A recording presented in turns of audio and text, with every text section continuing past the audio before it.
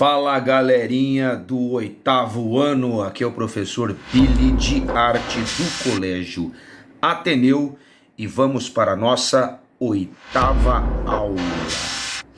Pessoal, continuando aí na página 23, precisamos desse filtro para definir o que é arte. A resposta é não. Ponto. A arte é plural, escapa dos padrões e das validações institucionais. A arte de rua é um exemplo do que acontece fora do sistema, pela transgressão das regras ou por escapar dos códigos da chamada alta cultura, entre aspas, né? Assim, podemos ver carros e postes dentro de galerias e de museus como obras de arte. Enquanto na rua, em princípio, são objetos do cotidiano. Como vimos nesse capítulo, Marcel Duchamp foi um dos primeiros a propor, no início do século XX, uma quebra entre o que pode ou não ser considerado arte. Ao trazer objetos do cotidiano, industrializados, e criar o conceito de ready-made, o artista transpôs barreiras importantes que trouxe modificações significativas para o fazer artístico a partir de então. Quer dizer, arte pode ser qualquer coisa. Hoje em dia, arte pode ser qualquer coisa, pode estar exposta em absolutamente qualquer lugar, desde que tenha público, é óbvio. A arte de rua, também chamada de arte urbana, compreende uma série de manifestações artísticas que fogem dos padrões institucionais estabelecidos. Entre elas, podemos citar o grafite, as danças urbanas, street dance, break dance, o teatro de rua, entre outras, né? Essa forma de arte costuma se integrar com as paisagens e os lugares em que ocorrem, aproximando-se do público e democratizando o acesso a esse tipo de produção, quer dizer, o acesso a essa arte. A gente vê aqui agora um grafite em muro da cidade de Lisboa, capital de Portugal. Essa foto é de 2018. Tá?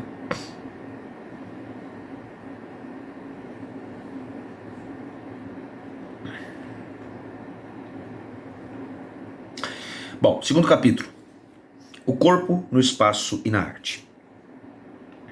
Neste capítulo veremos como o espaço e o aspecto é um aspecto importante no teatro e na dança, e especialmente quando pensamos em elementos como espaço cênico, cenografia e iluminação na composição de uma peça ou espetáculo. Serão abordadas ainda as vertentes da arte contemporânea que tem o corpo como base fundamental de sua existência, no caso a performance, a body art, que é a arte do corpo, e o happening, que é o acontecimento. Veremos também como a coreografia, a presença e a atuação do corpo na dança modificaram-se ao longo do tempo em seus diferentes estilos.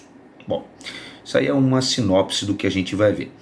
Para a gente se situar, a gente pode olhar essa imagem, que é a cena do espetáculo Luzia, da companhia Cirque du Soleil, em Guadalajara, no México, em 2018. Cirque du Soleil é bastante conhecido. Eles não utilizam animais somente acrobacias e desenvolturas de seres humanos. Bom, o espaço no teatro e na dança. Como seria para você encenar uma peça de teatro que se passa em alto mar? E em um castelo? Ou o que seria necessário para fazer com que o espectador percebesse que a cena se passa nesse local? Seria necessário trabalhar em um elemento de grande importância para o teatro e a dança, que se chama cenário.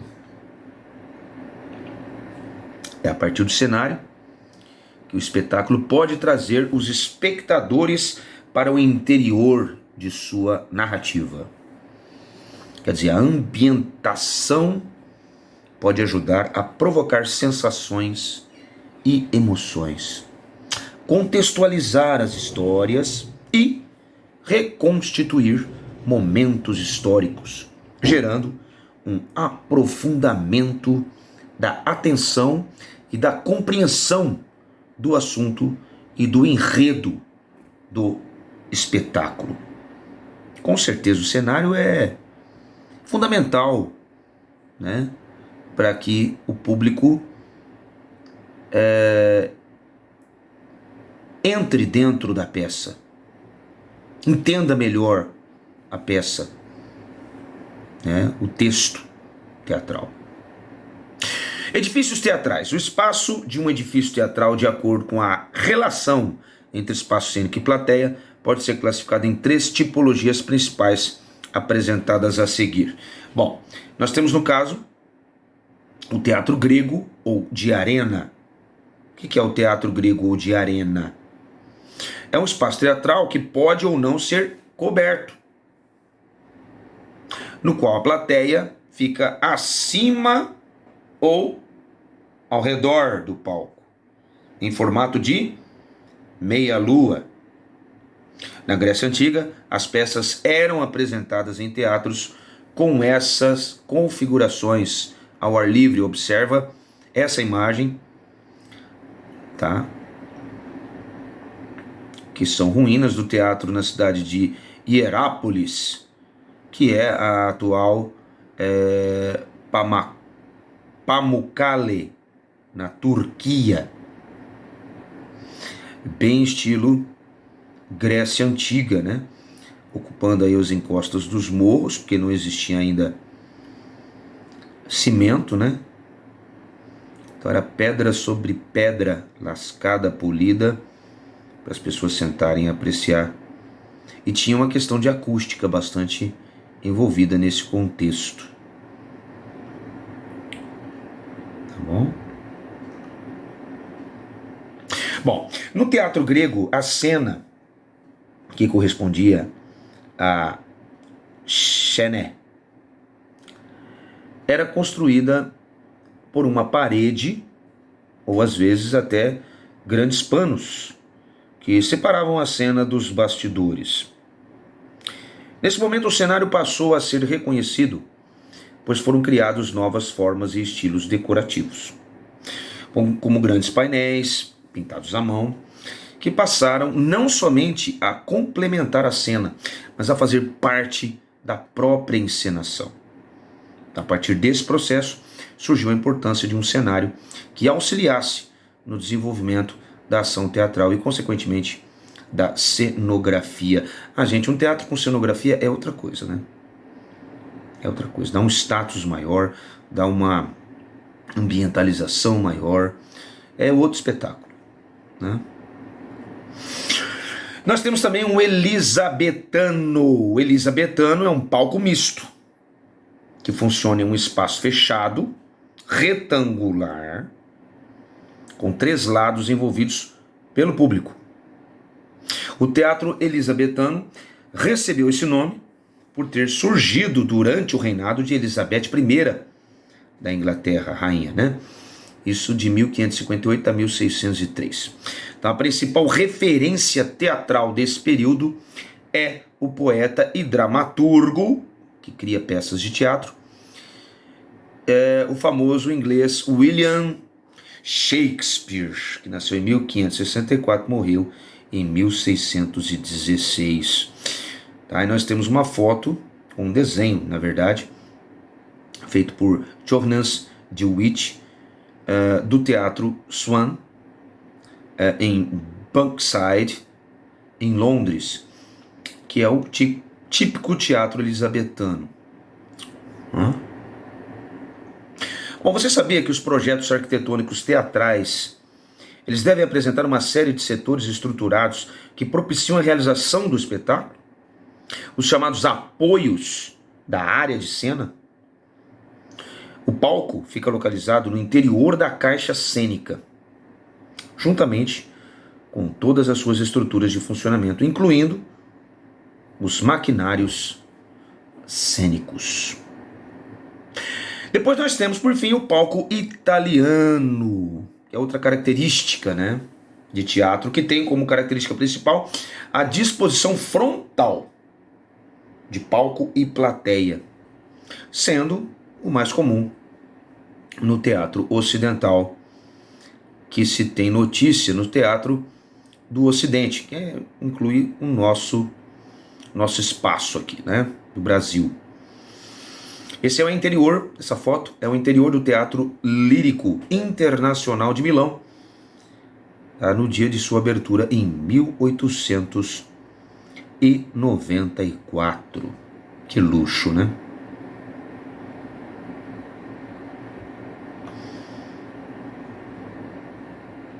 Bom, cenário e iluminação.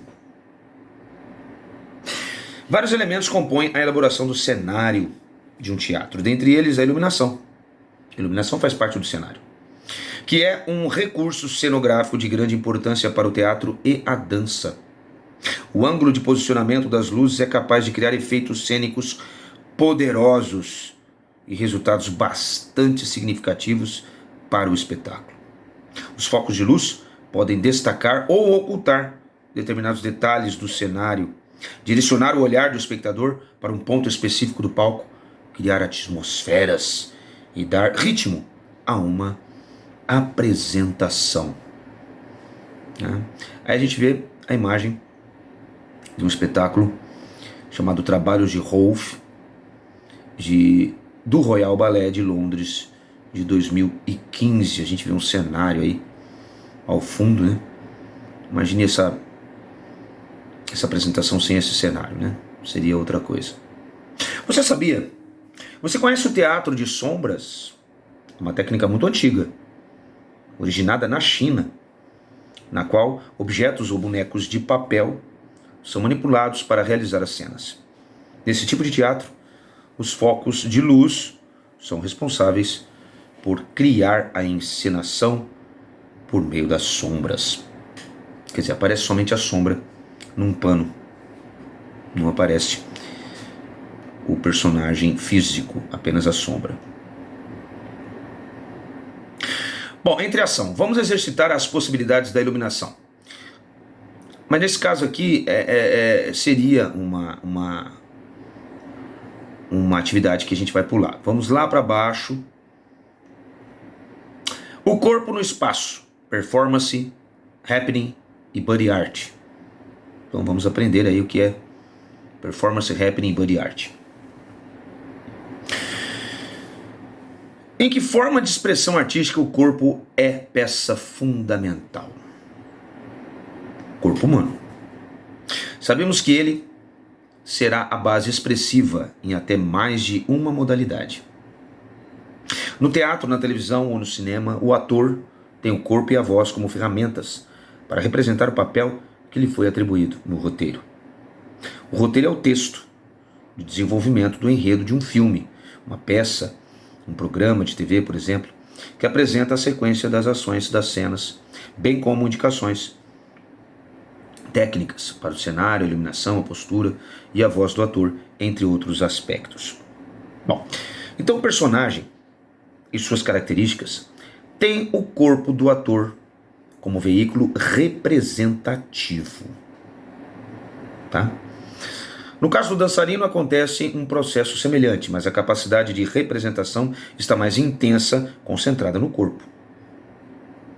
Nas artes visuais e híbridas, quer dizer, que envolvem várias coisas, especialmente a partir da década de 1950, também há um uso mais acentuado do corpo como suporte, que se subdivide em 3 dinâmicas principais: a performance, o happening e a body art.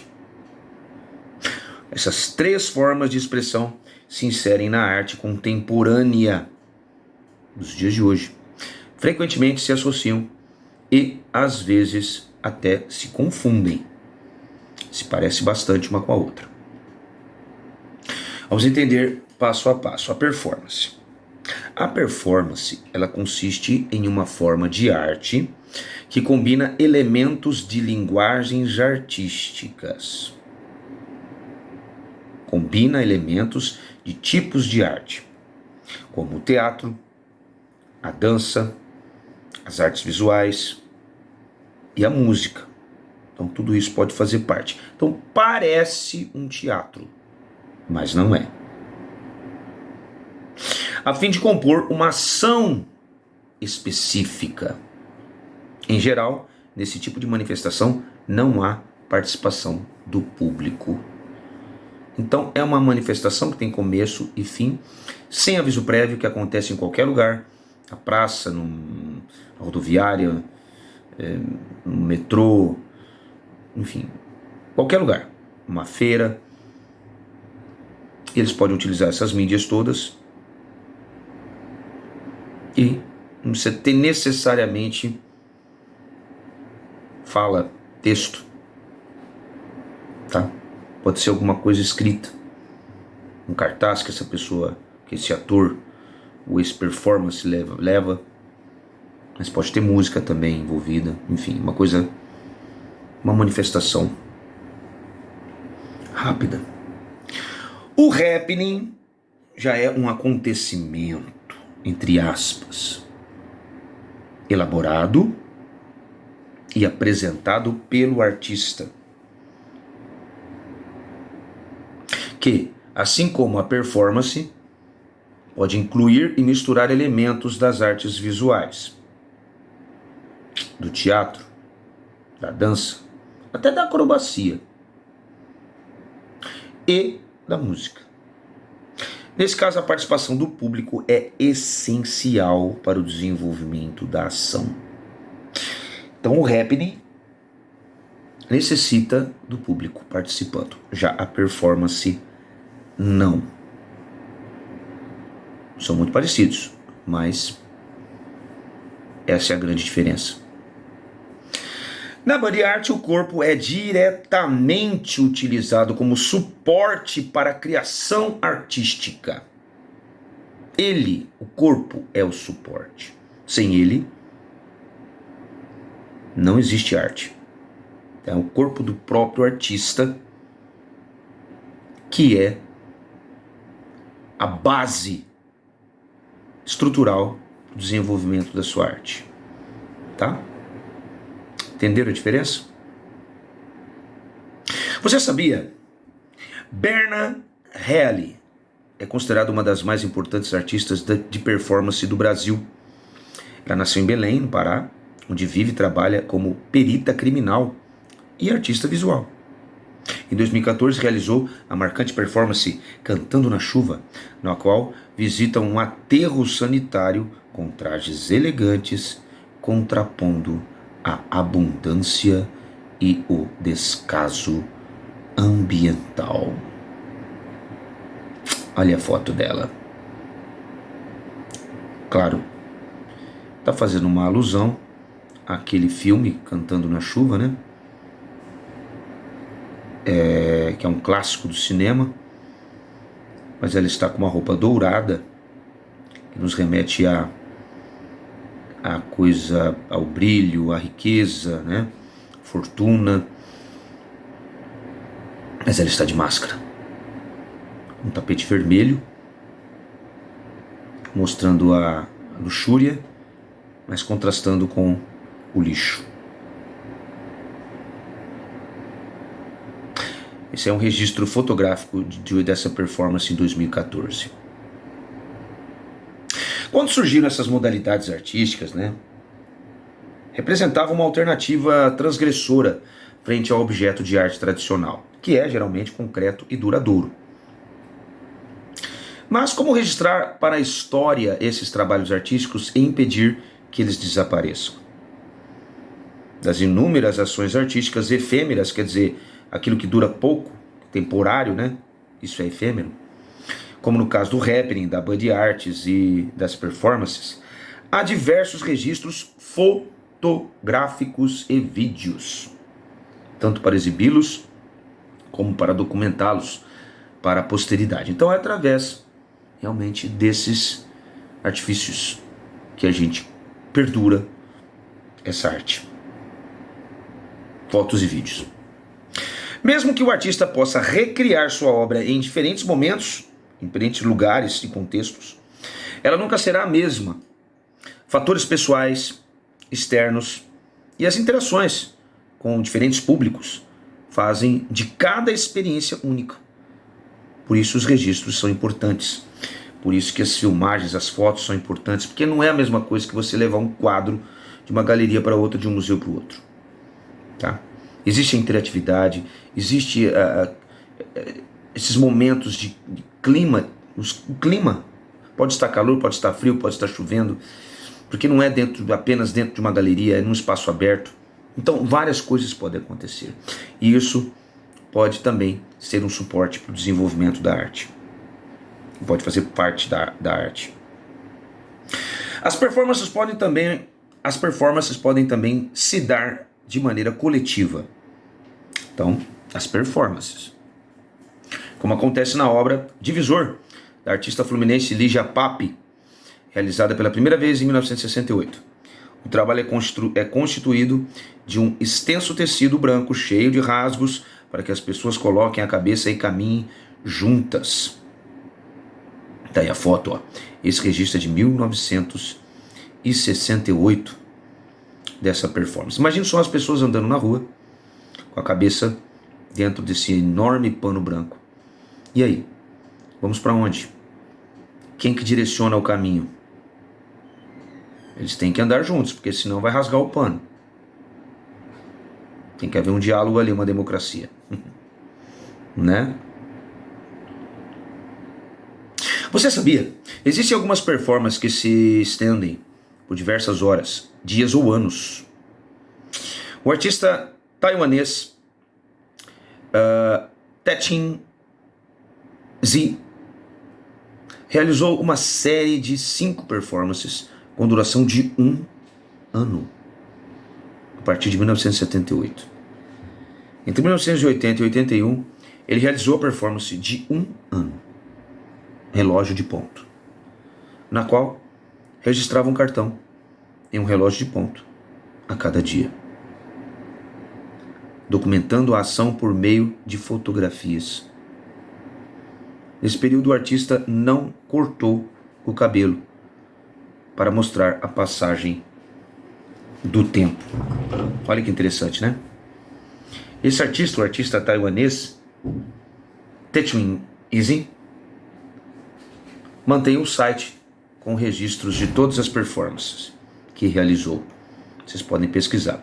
Tá aí a foto, performance de 1 ano, relógio de ponto, registro fotográfico de performance. Não tem como, né? Uma arte que dura 1 ano só com fotografia mesmo, vídeo, enfim.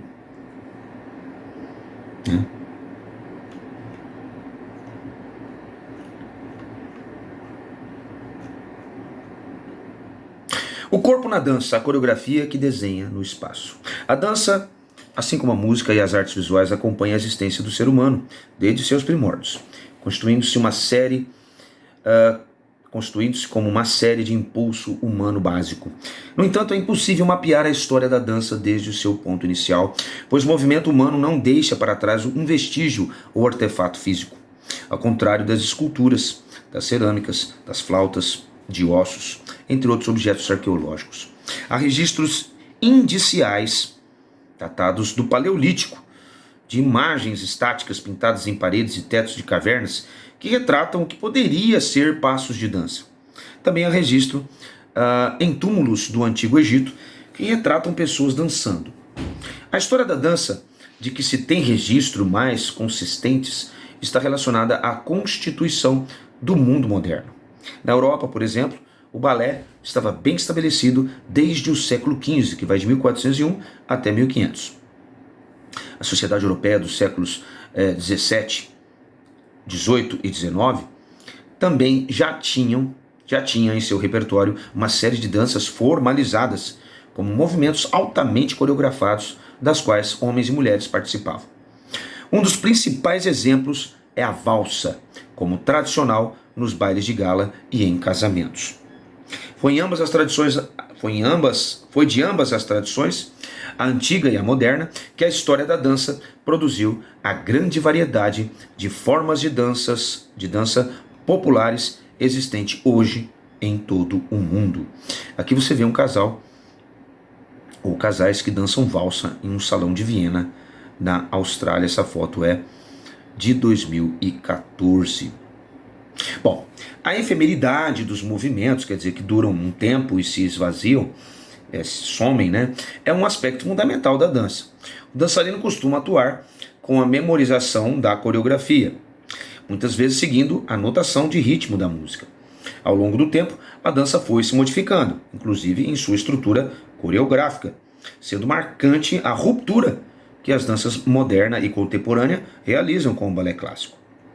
A dança moderna reflete um estilo que é desprovido das restrições do balé clássico, aliviado de rotinas estruturadas e focado em interpretações mais livres, remontando ao final do século XIX e início do século XX.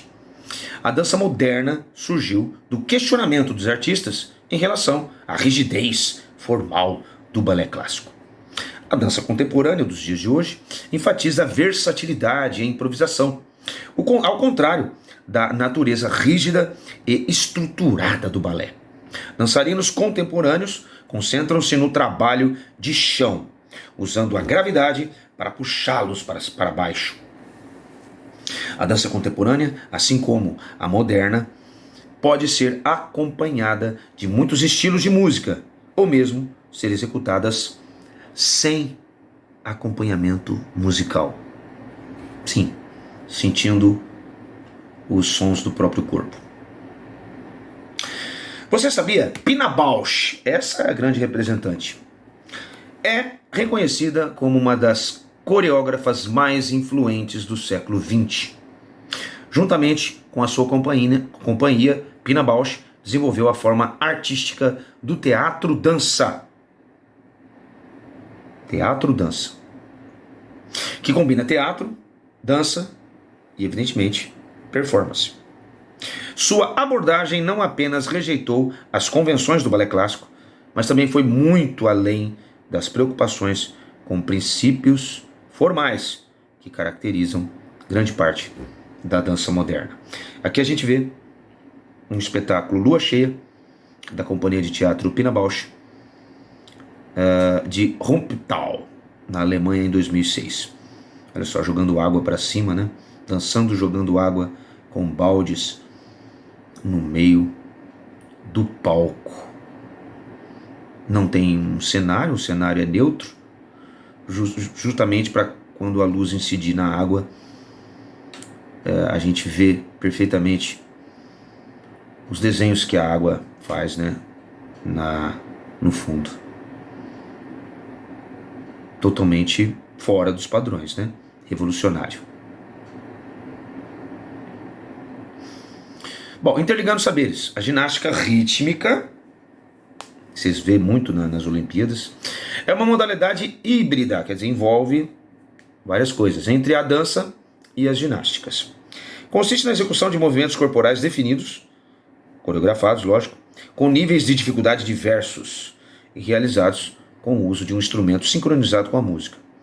Os instrumentos utilizados são fita, bola, arco, corda e maçã. A atividade é muito interessante, entre outros aspectos, por ajudar a desenvolver a consciência corporal, a partir da conexão natural entre música e dança, elementos básicos e relevantes para a constituição da apresentação da ginástica rítmica, ocorre a fusão artística. Olha que beleza, né? Essa ginasta aí executando um exercício com fita. É maravilhoso, né? Bem artístico mesmo.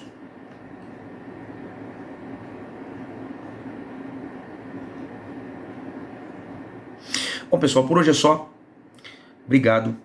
Até a nossa próxima aula. Valeu!